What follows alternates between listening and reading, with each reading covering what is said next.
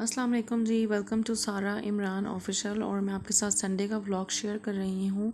तो आप लोगों ने थंबनेल तो देखे, बैक टू स्कूल। तो जी बन रहे हैं शामी कबाब और मेरे किचन में आज बन रही थी चिकन कढ़ाई, जिसका व्लॉग आपको इंशाल्लाह कल मिलेगा।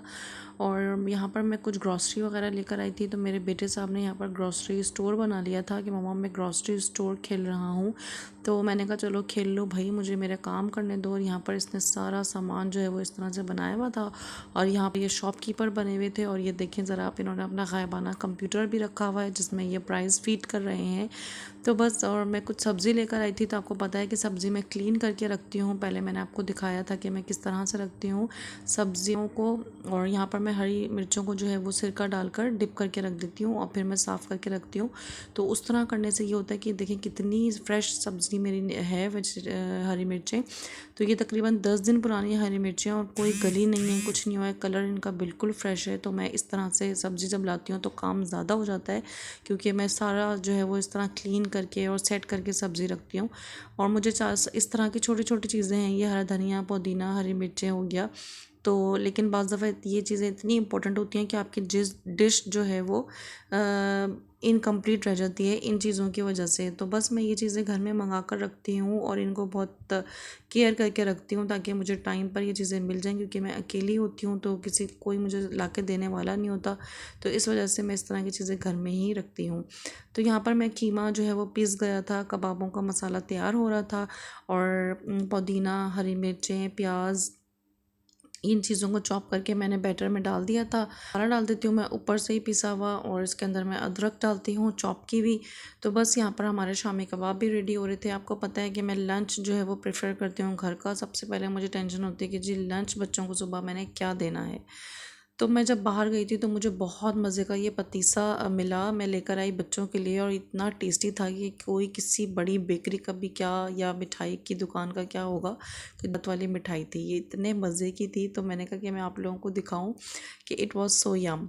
तो हम लोगों ने जो है ये खाने के बाद खानी थी, लेकिन पहले ही हमने इसको खा लिया था और बहुत मज़े की थी। तो यहाँ पर मैं कबाब बना रही थी, और मैं कबाबों को इस तरह से टिक्कियाँ बना के रख लेती हूँ, जो बहुत ज़्यादा ईजी रहता है। और हम इसको फ्रीज़ कर देते हैं इस तरह से शॉपर बिछा बिछा के। और जब ये फ्रीज़ हो जाते हैं तो मैं इनको फिर शॉपर में कर लेती हूँ ताकि ये एक दूसरे से ना चिपकें। और जब मुझे ज़रूरत होती है तो मैं इनको इस्तेमाल कर लेती हूँ, और लंच के लिए, खाने के लिए बहुत अच्छा रहता है। तो बस मेरे बेटे साहब ने जब देखा कि मैंने कबाब बना रही हूँ तो बस फरमाइश आ गई कि मम्मा मैं तो कबाब सैंडविच खाऊंगा और जूस बना कर दें। तो यहाँ पर ये अपना कबाब सैंडविच एंजॉय कर रहे थे और अपने न्यू टॉय के साथ खेल रहा था।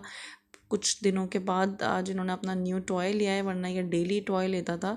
अब ज़ाहिर है बच्चे बड़े होते रहते हैं तो समझ आती जाती है। तो बस अब ये अपने टॉय से भी खेल रहा था और अपना सैंडविच एंजॉय कर रहा था।